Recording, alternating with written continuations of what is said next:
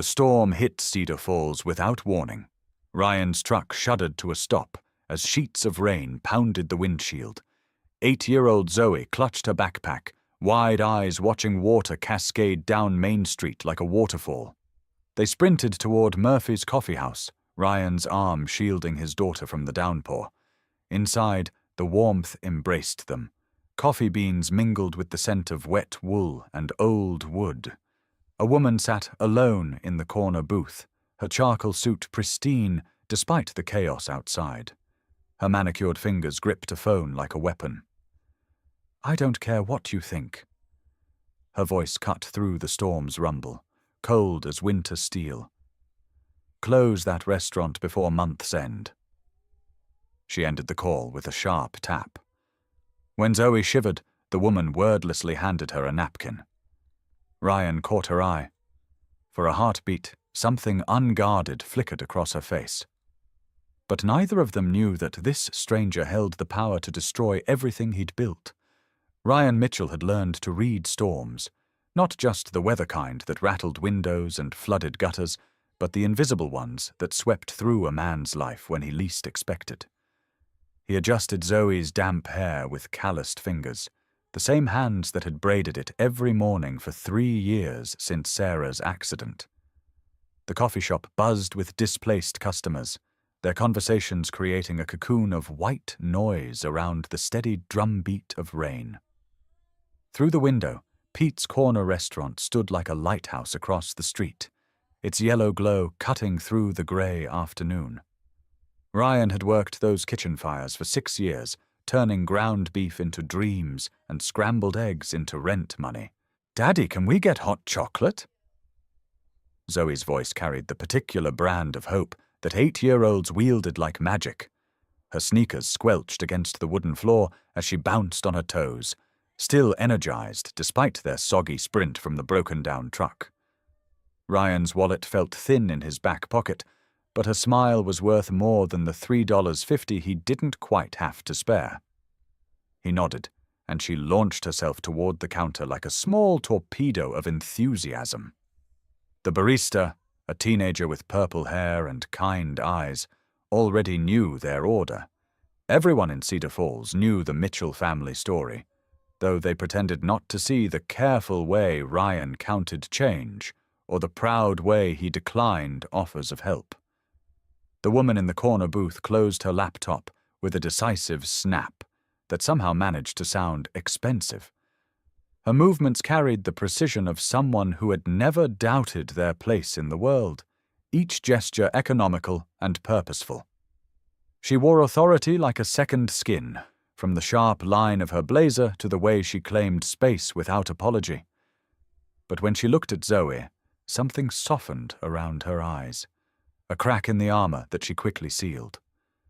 Ryan found himself studying her profile as she stared out at the rain, noting the way her jaw tensed when her phone buzzed with another call she chose to ignore.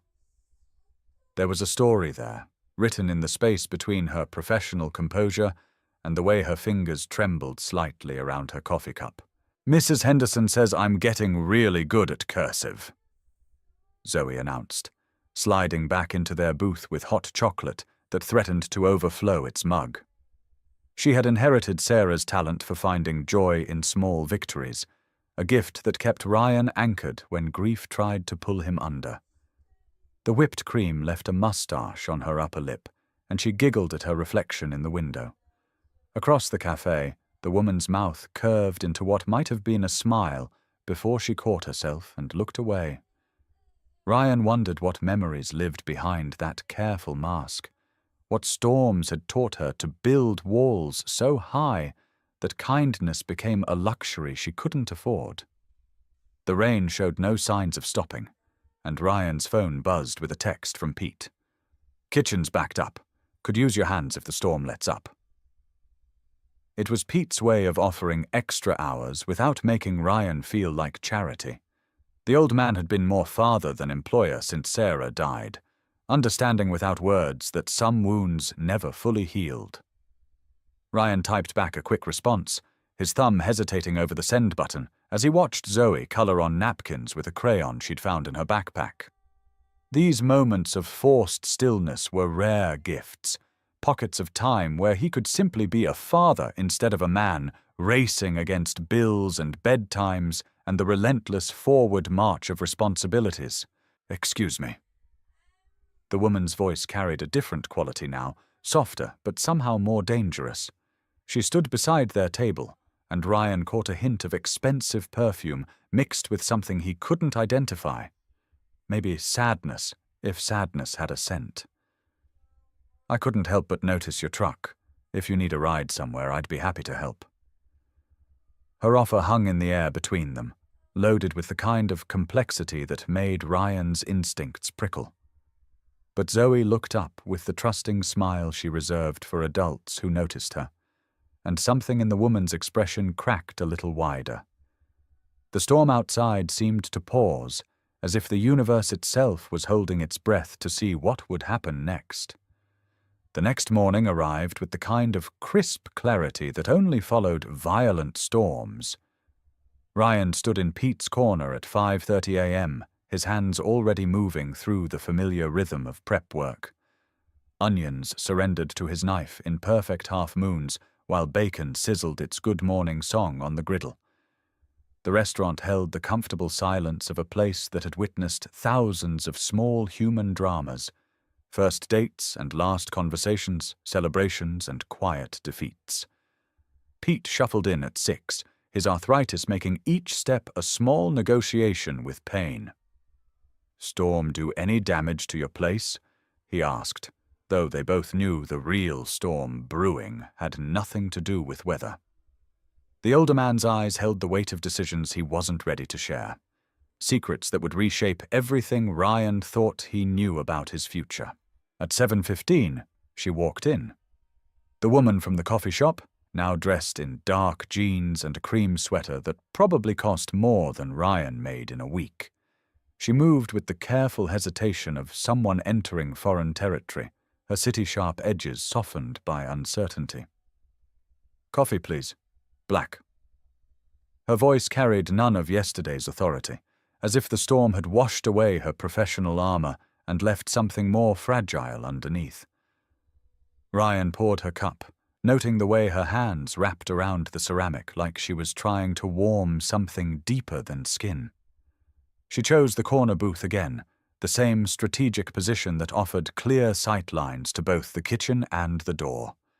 Old habits, Ryan thought, wondering what kind of life taught someone to always sit with their back to the wall. Pete emerged from his office with papers clutched in his weathered hands, the kind of documents that changed everything with the stroke of a pen. His face carried the particular exhaustion of a man who had built something beautiful, and now had to watch it die. "Ryan, we need to talk." The words fell like stones into still water, sending ripples through the careful routine of morning prep. The few early customers continued their conversations, unaware that the foundation of their small-town ritual was shifting beneath their feet. In the corner booth, the woman's attention sharpened, though she pretended to study her phone. Ryan wiped his hands on his apron, tasting the metallic tang of fear as Pete gestured toward the office. Whatever was coming would hurt. He could see it in the old man's eyes. 43 years I've been running this place." Pete began, his voice carrying the weight of decades. The office smelled like old coffee and dreams deferred, its walls covered with photographs of better times. "My heart can't take it anymore, son. Neither can my bank account." The papers on his desk spelled out the slow strangulation of small business in modern America. Rising costs, falling profits, the mathematics of failure.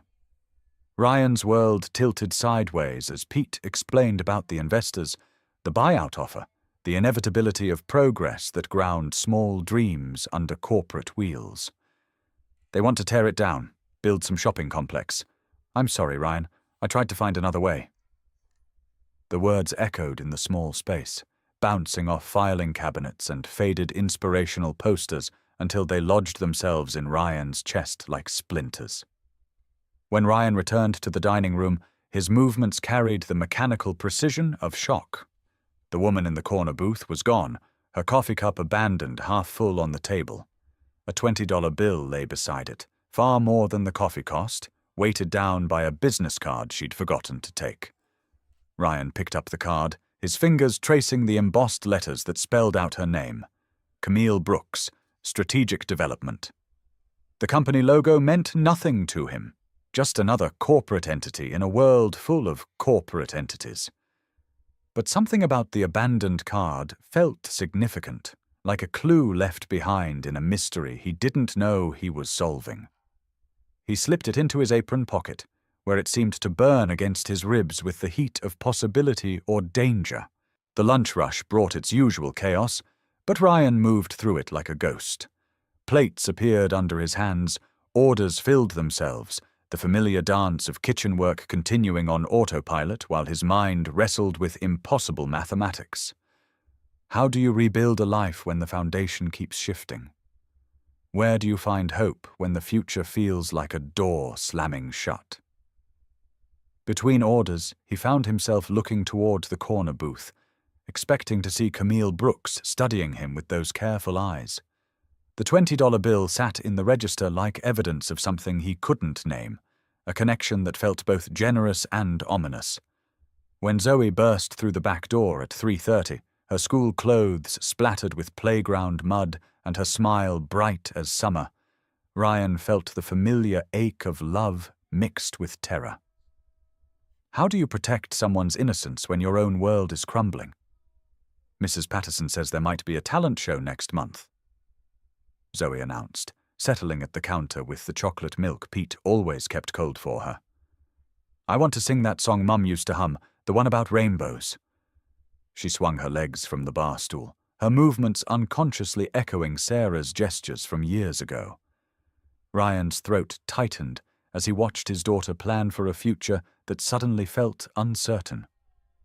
The song she mentioned was one Sarah had sung during late-night feedings and early morning cuddles, a lullaby that had followed them through their brief, beautiful marriage and into the long aftermath of loss.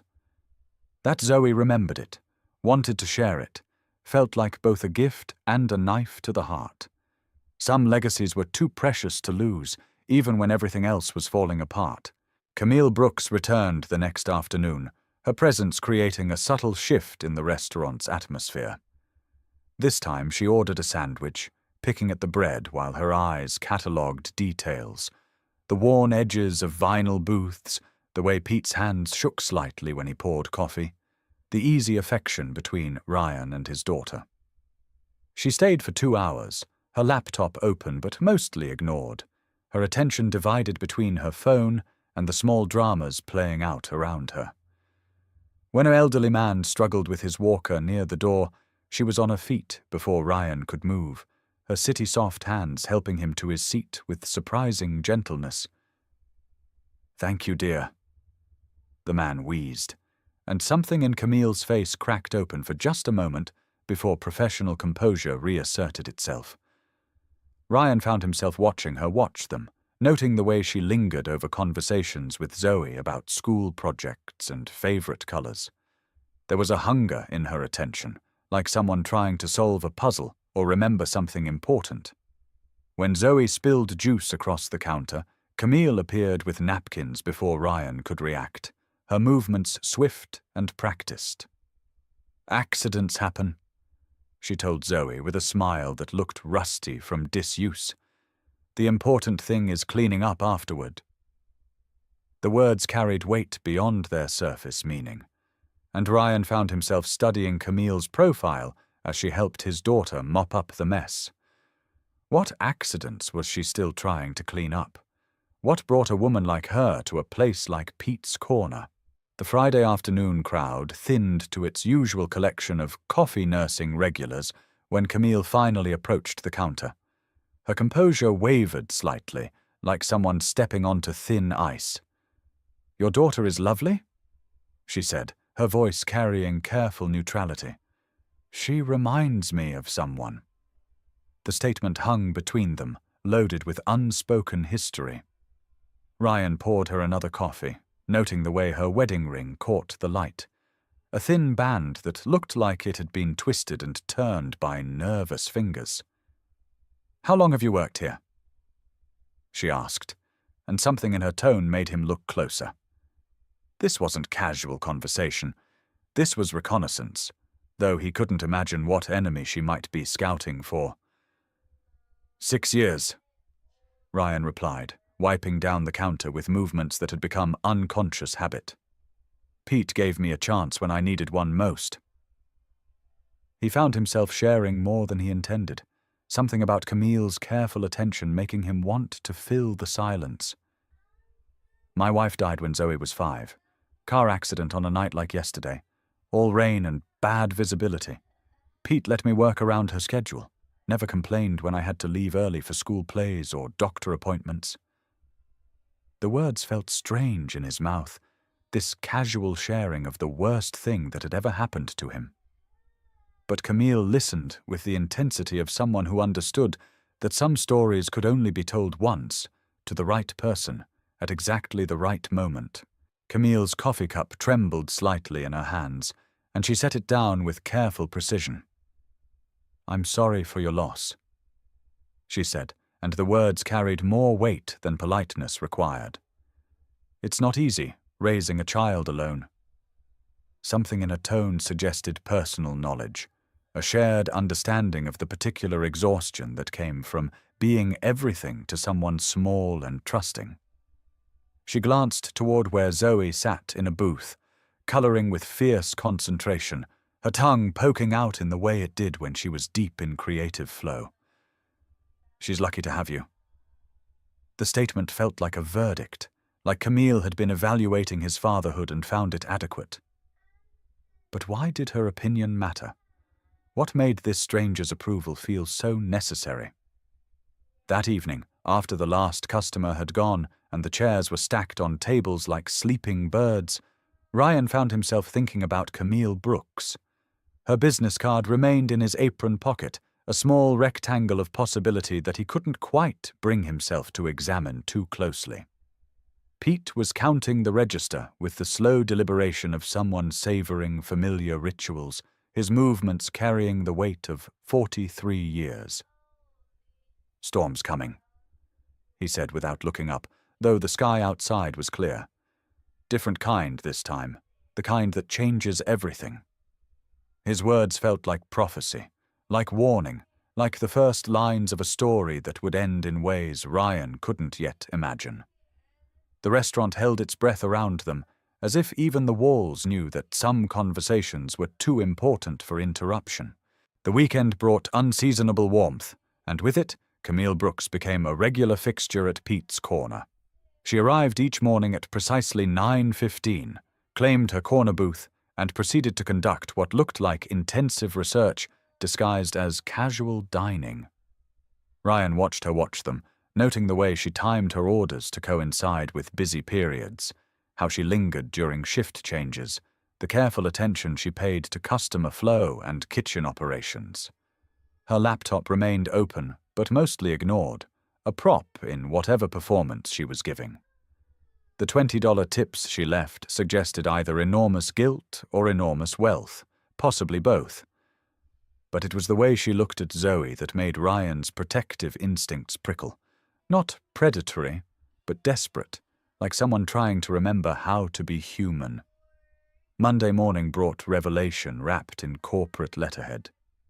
Pete's hands shook as he read the offer, his face cycling through surprise, resignation, and something that might have been relief. "They want to buy the building and the business," he explained, his voice hollow with exhaustion. "Fair market value, they say. More than fair, actually." The papers spread across his desk like a diagnosis, each paragraph another nail in the coffin of everything Ryan had built his life around. Outside, Camille Brooks sat in her usual booth, her attention apparently focused on her laptop screen. But Ryan caught her glancing toward the office, her expression unreadable behind her professional mask. Coincidence felt too convenient, too clean. In his experience, life rarely offered such tidy explanations. The company representative wants to meet this afternoon. Pete continued, his words falling like stones into still water. Talk about transition timelines, employee considerations, professional courtesy, they called it. The irony wasn't lost on Ryan. Professional courtesy for destroying someone's life work. He thought about Zoe's college fund, about the small apartment they called home, about the careful balance of bills and dreams that kept them afloat. 6 years of building something resembling stability, and it could all disappear with the stroke of a pen. Through the office window, he watched Camille type something on her laptop, her movements sharp with decision. Whatever game she was playing, Ryan was beginning to understand that he was one of the pieces. The afternoon meeting arrived with the punctuality of a funeral. Ryan continued his prep work in the kitchen, but sound carried through the thin walls of Pete's office like smoke through cracks. The voice that emerged was familiar, crisp, professional, carrying the kind of authority that moved mountains and demolished dreams. Camille Brooks, it seemed, was more than just another customer with expensive taste in coffee.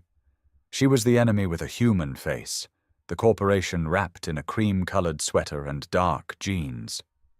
Ryan's hands moved automatically through their familiar tasks, while his world reassembled itself around this new reality.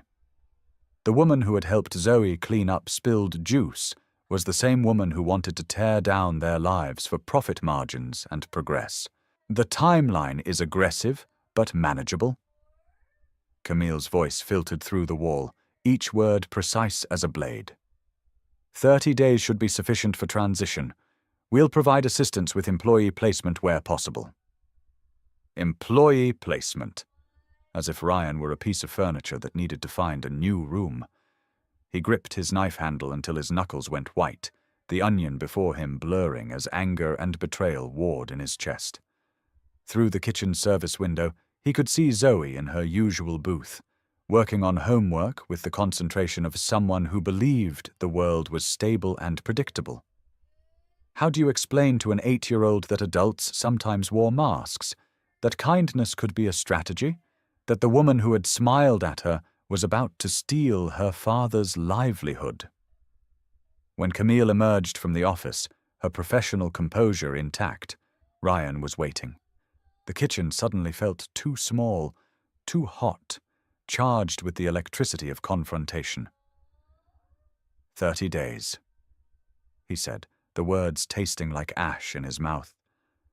Very generous of you.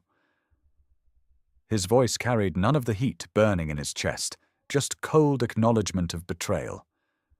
Camille's step faltered, her mask slipping just enough to reveal something that might have been regret.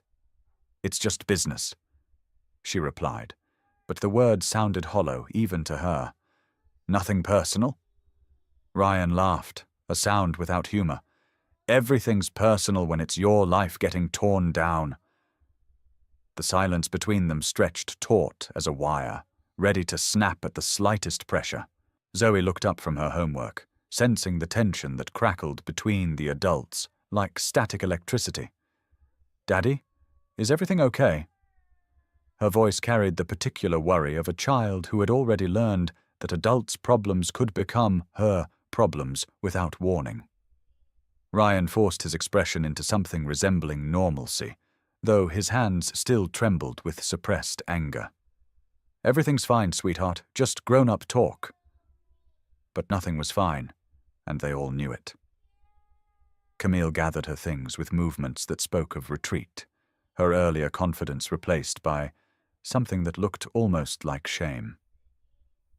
I'll be in touch about the details, she said to Pete, but her eyes found Ryan's face. I'm sorry it has to be this way. The apology fell between them like a broken promise, too little and far too late. That night, after Zoe was asleep and the apartment settled into its familiar quiet, Ryan sat at his kitchen table with Camille's business card before him. Strategic development. What did that even mean? How did someone wake up one morning and decide their calling was to strategically develop other people's lives out of existence? He thought about the way she had helped Zoe, the careful gentleness in her movements, the crack in her armor when she thought no one was looking. People weren't usually entirely evil or entirely good. Sarah used to say. They were just complicated, but complications were luxuries Ryan couldn't afford, not when his daughter's stability hung in the balance, not when 30 days stood between them and an uncertain future. The next morning brought autumn's first real bite, the kind of cold that made summer feel like a distant memory. Ryan arrived at Pete's Corner to find Camille already in her booth, nursing coffee that had long since gone cold. She looked different, smaller somehow, as if confession had drained some essential element from her composure. When he brought her a fresh cup, she wrapped her hands around it like a lifeline. "Thank you," she said, and the words carried more weight than they should have. "You don't have to keep coming here," Ryan replied, not unkindly but without warmth. "The reconnaissance phase is over. You've got what you came for." Camille flinched as if he'd struck her, her carefully maintained professional distance cracking like ice. "It's not that simple," she said, her voice barely above a whisper. "Nothing about this is simple anymore." The admission hung between them, loaded with implications Ryan wasn't ready to explore. Through the window, Pete's Corner reflected the morning light like a painting of small-town America, all warm wood and honest work and dreams that mattered to the people who held them. Soon it would be gone, replaced by something efficient and profitable and utterly without soul. Progress, they called it, as if grinding small dreams under corporate wheels somehow made the world better. Ryan refilled her cup again, noting the way her hands shook slightly, the shadows under her eyes that suggested sleepless nights. Even enemies, it seemed, could suffer from the work they chose to do. Wednesday brought Zoe's school picture day, and she bounced into the restaurant after classes with the particular excitement of a child who had been allowed to wear her favorite dress to school. "Mrs. Patterson says I smiled so big she could see all my teeth," she announced, climbing onto her usual stool at the counter. "And Tommy Morrison tried to make bunny ears behind my head, but Mrs. Patterson caught him." Her story tumbled out in the breathless way of 8-year-olds sharing the day's adventures, each detail equally important and urgent. Ryan smiled despite the weight on his shoulders, letting her joy push back the darkness that had been gathering since Monday's revelation. Some things remained pure, untouched by adult complications and corporate strategies. Camille listened to Zoe's story with an intensity that seemed disproportionate to its content, as if she were trying to memorize every word. When Zoe mentioned wanting to give her picture to the nice lady who always sits in the corner, Camille's carefully controlled expression cracked open entirely.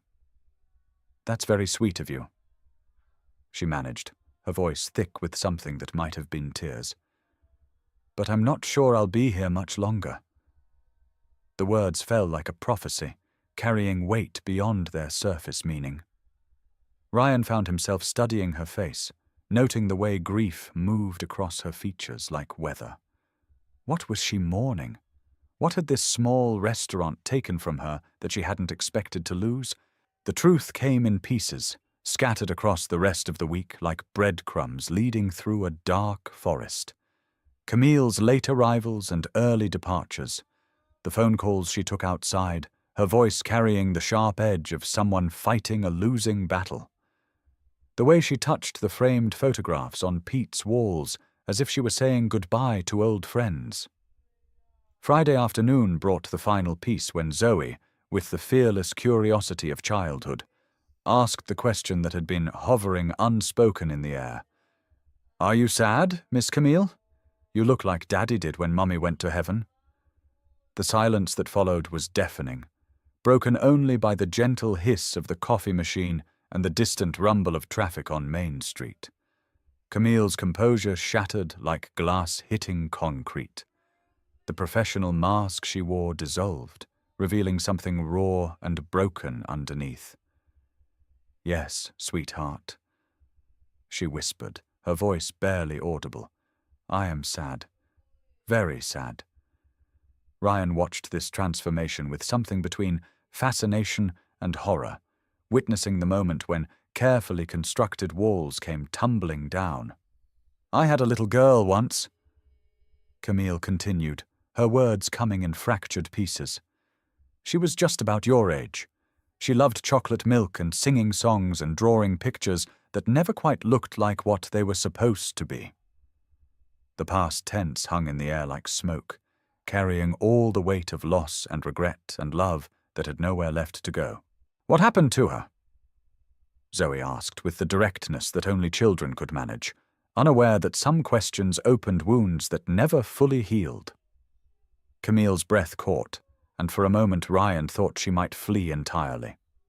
Instead, she reached into her wallet and withdrew a photograph, a little girl with blonde curls and a gap-toothed grin, standing in what looked like this very restaurant.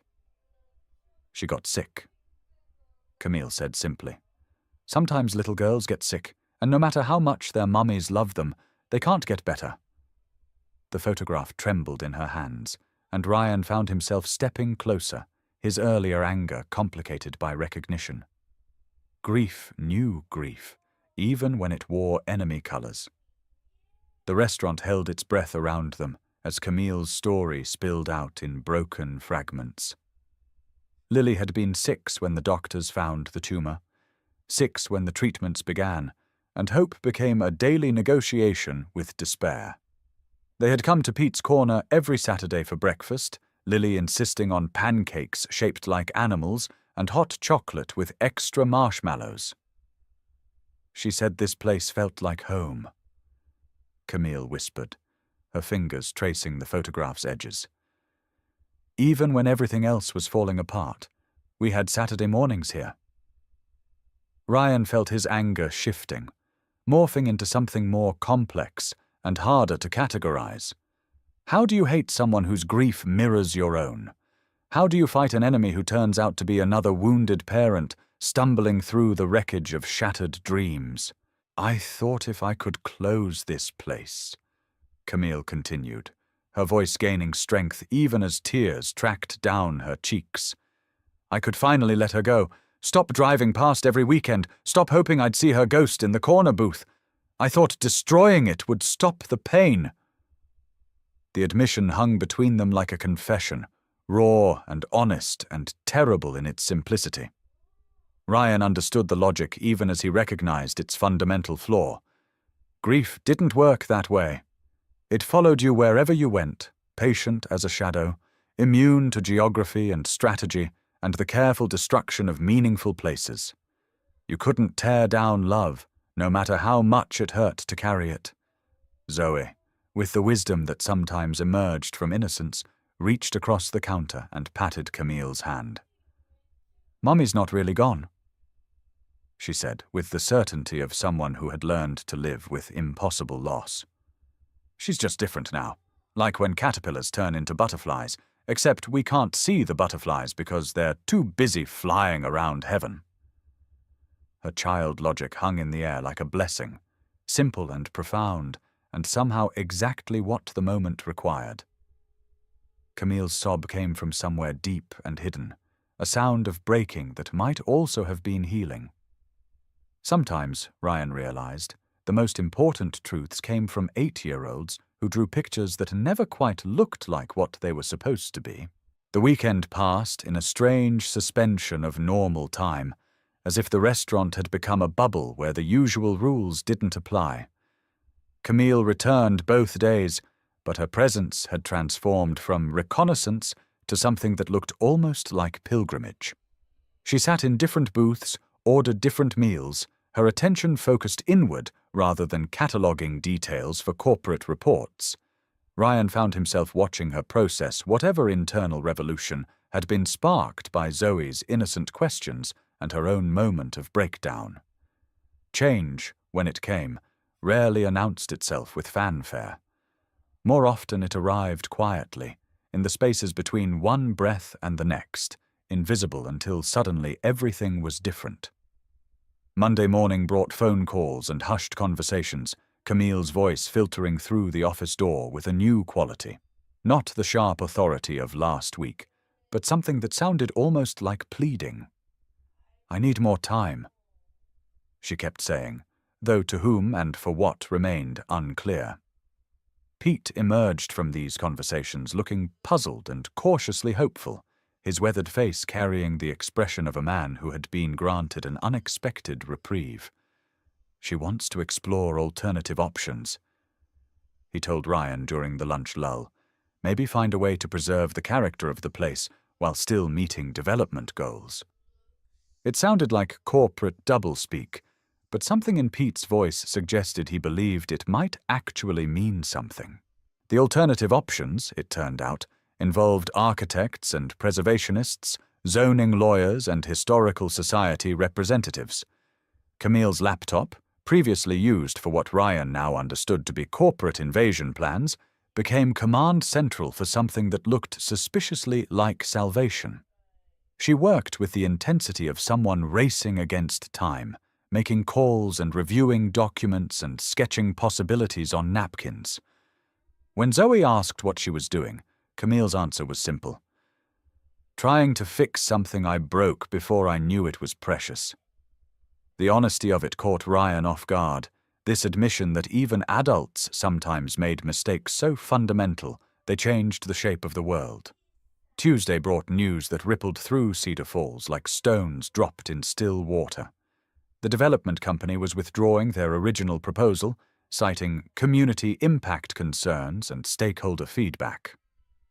In its place came something unprecedented, a partnership that would preserve Pete's Corner while developing the empty lot next door into something that enhanced rather than destroyed the neighborhood's character.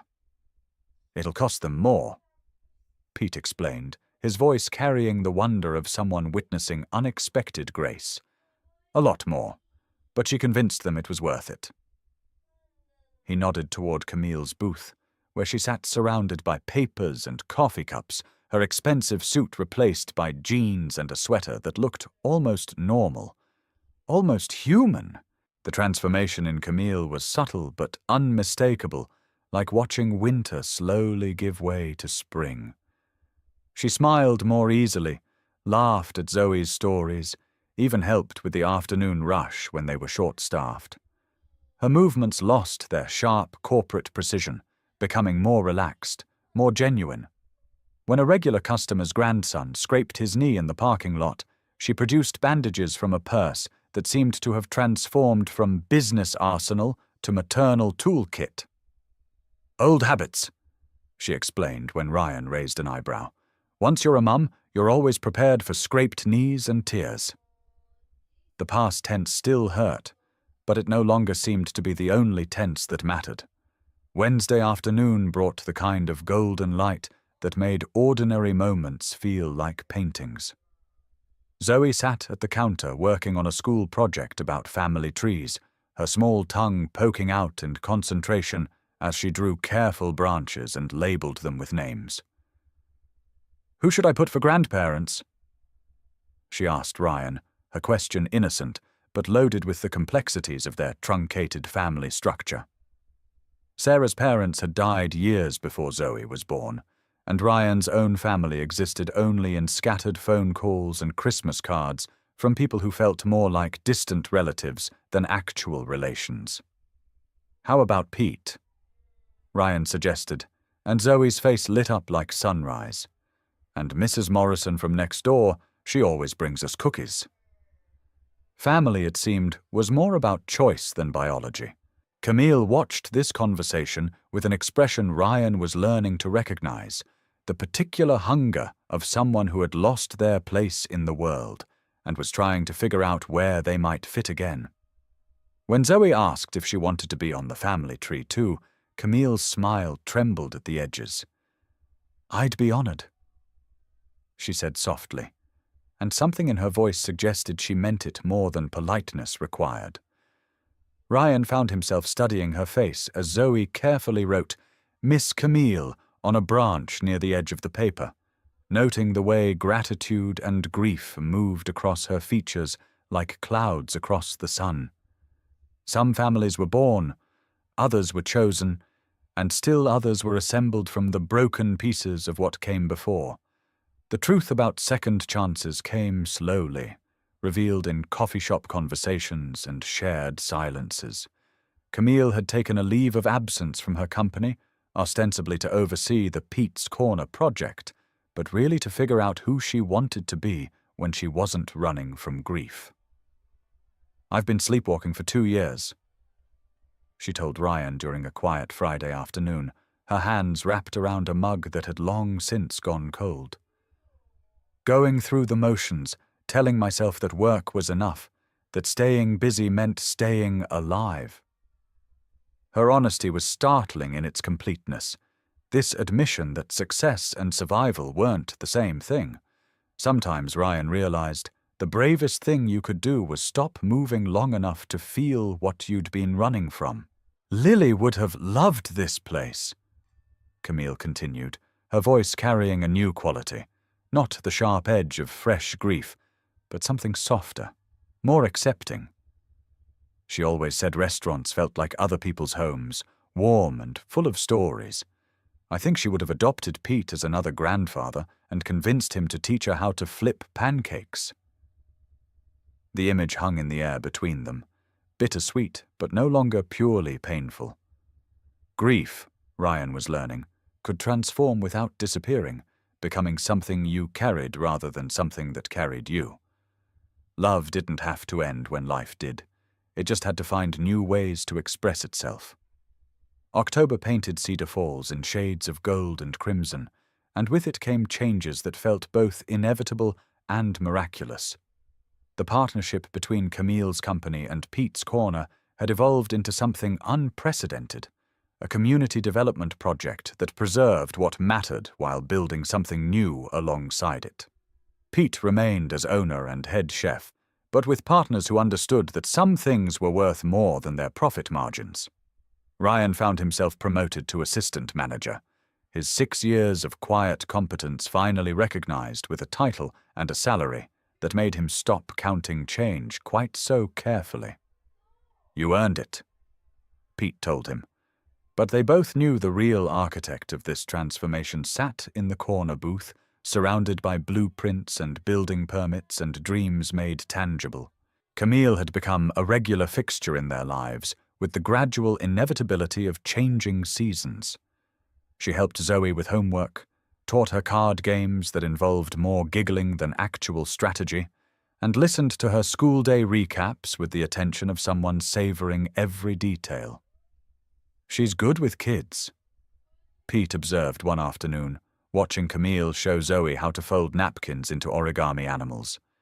"Natural talent. Shame she doesn't have any of her own."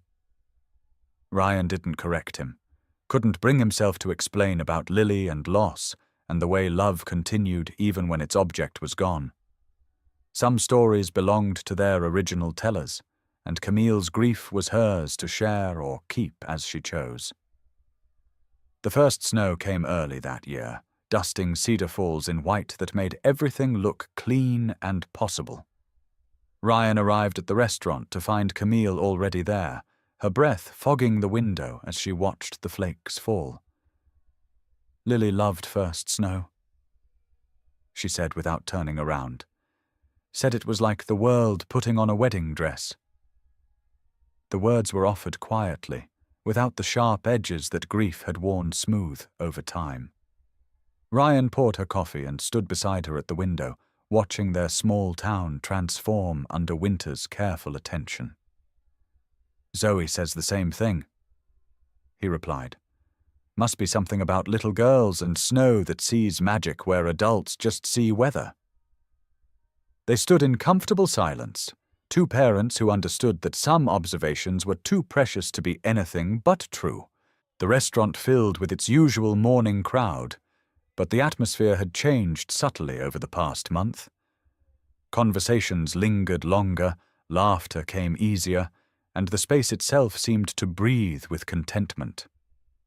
Camille had worked some kind of magic during the renovation discussions, ensuring that every change honored what had come before while making room for what could be. New equipment appeared alongside old traditions, efficiency improvements that somehow made everything feel more rather than less personal. She gets it, Pete told Ryan during a quiet moment between orders. Understands that some things can't be improved, only preserved. It was high praise from a man who had spent 43 years defending his small corner of the world against the relentless tide of progress. Thanksgiving week brought the kind of bustling energy that made restaurants feel like the hearts of their communities. Families gathered for traditional meals, old friends caught up over coffee, and the usual rhythm of small-town life accelerated into something approaching celebration. Camille threw herself into the preparation with an enthusiasm that surprised everyone, including herself. She learned to work the register, helped with inventory, and even convinced Pete to let her try her hand at making pie crusts.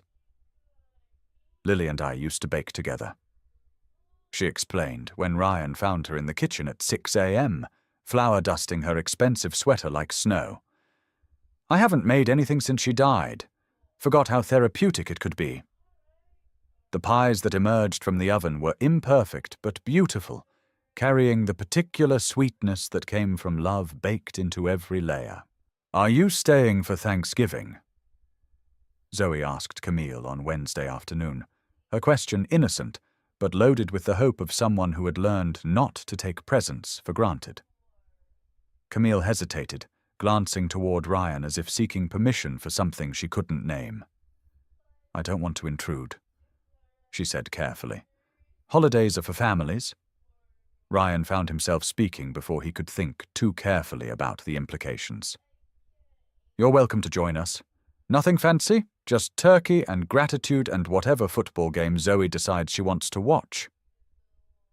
The invitation hung in the air between them, simple and complicated all at once. Family, Ryan was learning, wasn't always about blood relations. Sometimes it was about showing up, staying present, choosing to care about someone else's happiness as much as your own. Thanksgiving arrived crisp and clear, the kind of November day that made you grateful for heated homes and full refrigerators and people who chose to love you despite your imperfections. Ryan's apartment had never hosted a formal holiday meal, but Camille arrived early with flowers and wine and a nervous energy that reminded him that courage came in many forms. Zoe appointed herself as hostess, showing Camille her room and her art projects and the photograph of Sarah that lived on the mantel like a gentle blessing. "Mommy would have liked you," Zoe announced, with the certainty of someone who believed love transcended physical boundaries. She always said the best people were the ones who helped other people feel less alone. The wisdom of 8-year-olds continued to astound Ryan, their ability to see clearly through complications that confused adults. The meal itself was chaotic and perfect, filled with slightly burned rolls and perfectly seasoned gratitude. They went around the table sharing what they were thankful for, a tradition Ryan had started the year after Sarah died, desperate to find light in what felt like endless darkness. "I'm thankful for snow days and chocolate milk and Daddy's pancakes," Zoe began, her list expanding to include Pete and Mrs. Morrison and the new friendship bracelets her best friend had taught her to make. Ryan's gratitude felt too large for words. This apartment, this daughter, this unexpected reprieve from financial disaster. But he tried anyway. "I'm thankful for second chances," he said simply. "For people who choose to stay even when leaving would be easier." His eyes found Camille's face across the table, noting the way she blinked rapidly, as if fighting back tears. "I'm thankful for families that choose you back," Camille said when her turn came, her voice thick with emotion. "For little girls who ask good questions, and dads who make room at their tables for broken people trying to put themselves back together." She paused, looking around the small apartment that somehow felt vast with possibility. "And I'm thankful for Lily, who taught me that love doesn't end just because life does. She's here with us, I think, in every act of kindness, every moment of grace, every time we choose to open our hearts instead of closing them. The silence that followed was full rather than empty, weighted with recognition and acceptance, and the particular peace that came from finally speaking truth that had been too large for words. After dinner, they walked through downtown Cedar Falls, the streets quiet and peaceful under the early stars. Zoe skipped ahead, her mittened hands catching snowflakes, while the adults followed at a more measured pace. "Thank you," Camille said suddenly, her breath forming small clouds in the cold air. "For today, for everything. I didn't realize how much I needed this until I had it." Ryan studied her profile in the streetlight, noting the way contentment had softened the sharp edges that grief had carved into her features. "Thank you for saving the restaurant," he replied. "For seeing what the rest of us couldn't see. That some things are worth fighting for, even when fighting costs more than surrendering."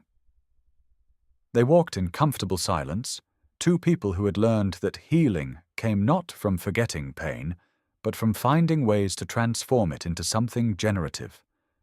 December brought news that shifted everything once again, though this time the changes felt like gifts rather than threats.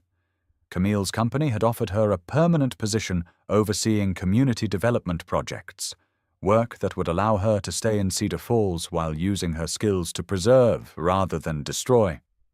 "It's not what I trained for," she told Ryan and Pete over coffee on a snowy Monday morning. "But maybe that's the point. Maybe we're not supposed to do what we trained for.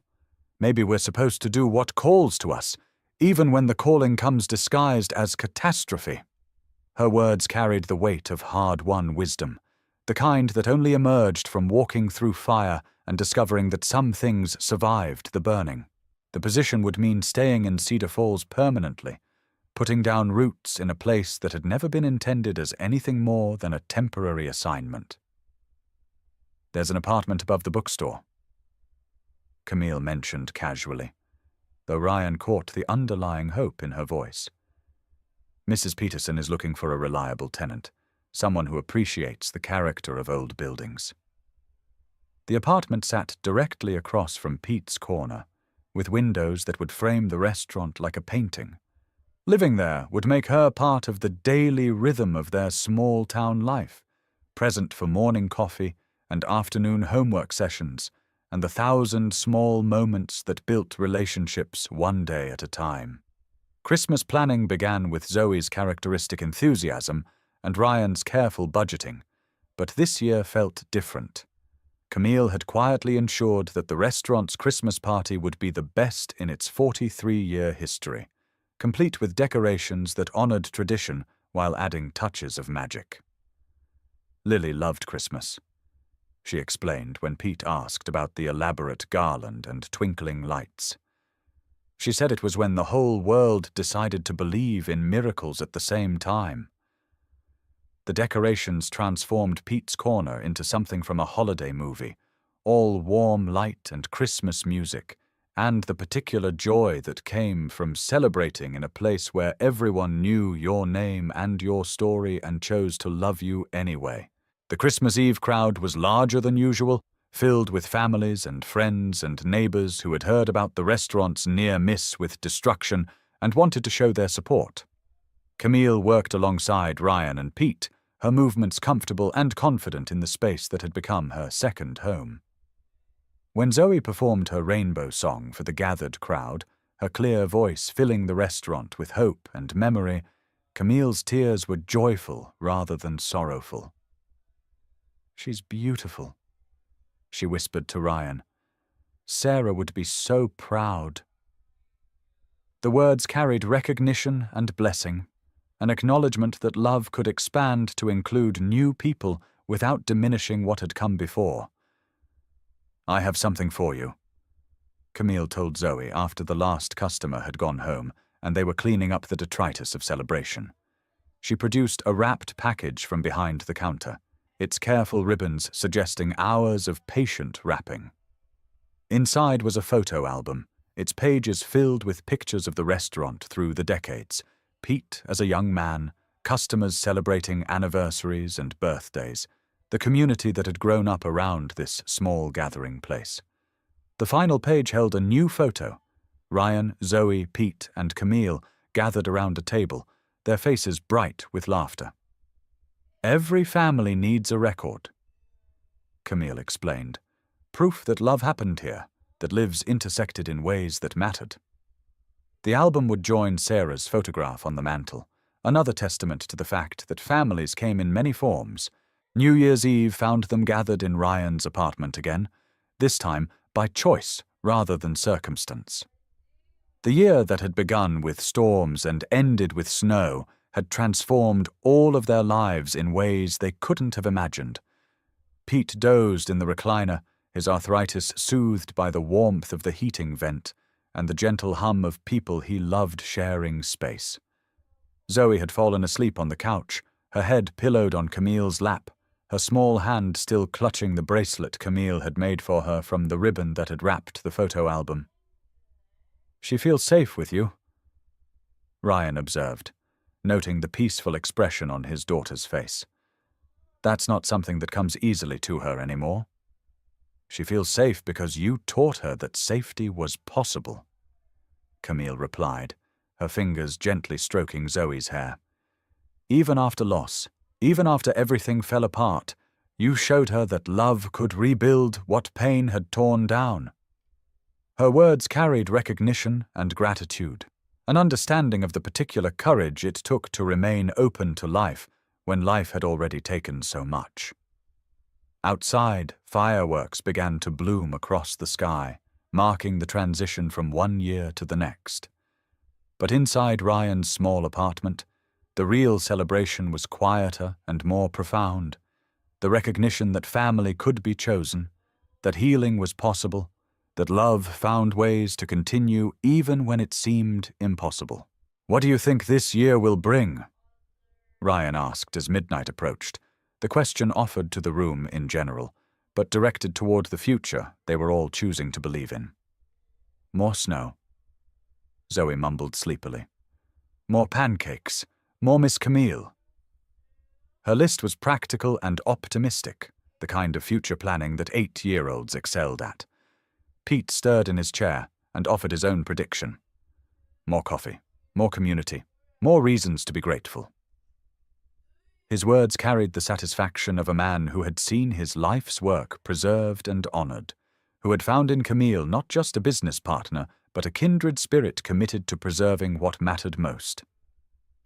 "More second chances," Camille added, her voice soft with wonder. "More proof that the worst things that happen to us don't have to be the last things. More evidence that love multiplies when it's shared instead of hoarded." Her words hung in the air like a blessing, a promise, a prayer answered by people brave enough to keep their hearts open despite the risks. The countdown began on the television, but their real celebration had been happening all year. In morning coffee and afternoon homework sessions, in shared meals and difficult conversations, in the gradual recognition that they had become something none of them had planned, but all of them needed.